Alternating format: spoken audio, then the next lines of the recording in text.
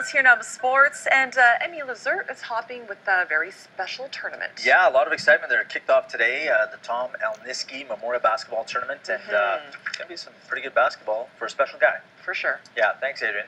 There are a number of high-profile basketball tournaments that happen across our city every year, but the Thom Elniski Memorial Basketball Tournament at M.E.Lazerte holds a special meaning for the staff and students who go there. It pays tribute to a former coach and colleague who truly was one of a kind.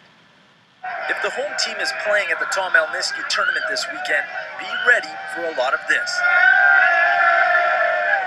The spirit at M.E.Lazerte is undeniable. The school has adopted the Raptor slogan, "We the North."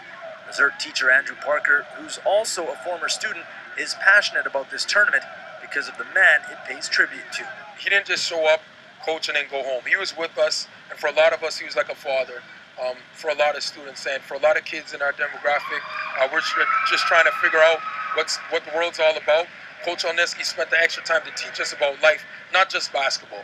Thom Elniski taught and coached at Lazerte for 30 years, but in 2004, he lost his battle with cancer.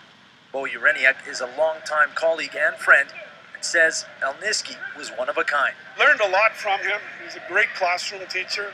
People sometimes forget about that. And very passionate as a coach. The reason is they named his gym. He spent probably more time in here than he did at home.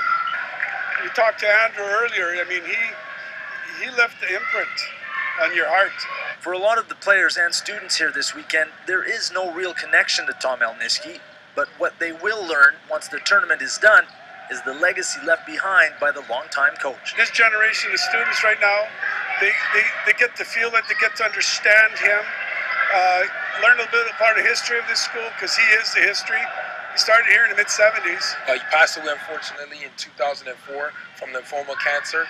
And ever since that day, as a school, we've embraced his entire leadership and love for our school in this basketball tournament. And we want it to continue on for years and years and years for multiple generations. A teacher who left his mark on many and continues to live on by those he touched.